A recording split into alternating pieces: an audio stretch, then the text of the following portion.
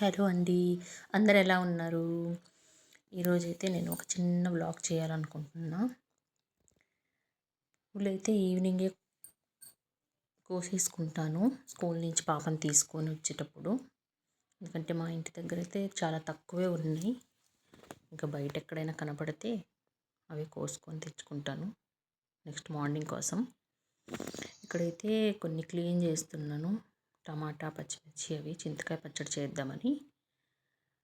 మంచి దోరగా ఉన్న టమాటాలు, ఇంకా కొంచెం వైటిష్గా ఉండే పచ్చిమిర్చి అయితే ఎక్కువ వేసుకోవచ్చు, కారం తక్కువ ఉంటాయి. నూనె వేసేసి బాగా ఫ్రై చేయాలన్నమాట. అవి ఫ్రై బాగా అయ్యాక వాటర్ వేయొద్దు, కొంచెం జీలకర్ర, ఇంకొంచెం ధనియాలు అవి వేసేసి ఇంకా బాగా ఫ్రై చేయాలి. ఇంకా పచ్చి ఉల్లిపాయలు, ఇంకా చిన్న ఉల్లిపాయలు, కొంచెం సాల్ట్ అవి వేసేసి బాగా మగ్గనివ్వాలి. ఇంకా మూత పెట్టేసేయాలి. చూసుకోవాలి. కొంచెం కొత్తిమీర కూడా వేసేస్తాను, బాగుంటుంది కొత్తిమీర ఉంటే. ఇవన్నీ బాగా మగ్గే వరకు ఫ్రై చేసుకుంటూ ఉండాలి. ఈలోగా అయితే నేను బట్టలు కూడా ప్రెస్ చేసేసాను. ఇంకా చిక్కుడుకాయలు ఉన్నాయి, అవి కూడా నెక్స్ట్ మార్నింగ్ కోసం ఒలిచిపెట్టుకోవాలి. ఇక్కడైతే పచ్చడి కొంచెం చల్లారింది. ఈ చింతొక్కు అనమాట, ఇది కొంచెం వేసేసి దాంట్లో కొంచెం కారం తగ్గుద్ది, ఇంకా టేస్ట్ కూడా పెరుగుతుంది అనమాట. అన్నీ మిక్స్ చేసేసుకొని మిక్సీ పట్టాలి. ఈ పచ్చడి అయితే బాగానే ఉంటుంది, బాగా వేడి వేడన్నంలో నెయ్యి వేసుకొని తింటే.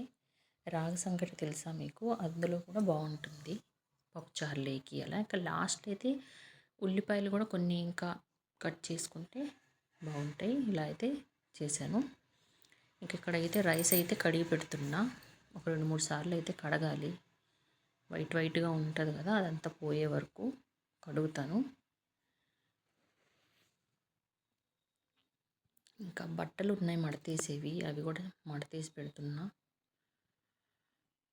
స్కూల్ యూనిఫాము అన్నీ వల్ల వర్షం పడినందువల్ల తొందరగా ఆరలేదు. అయినా కూడా ఈవినింగే నేను ఎక్కువ ఫోల్డ్ చేస్తాను. ఇంకా అన్ని పనులు ఒకేసారి ఎందుకు చేయడం ఊరికే అనేసి. ఇక్కడ పాప హోంవర్క్ అవుతుంది, ఇంకా మా బాబు కూడా కంప్లీట్ అయిందని వస్తున్నాడు. ఇంకా కిచెన్ అయితే డిన్నర్ అయ్యాక మొత్తం క్లీన్ చేసేసి పడుకుంటాను, లేకపోతే నాకు నిద్ర పట్టదు కదా. అది గిన్నెలు అయితే పడుతూనే ఉంటాయండి.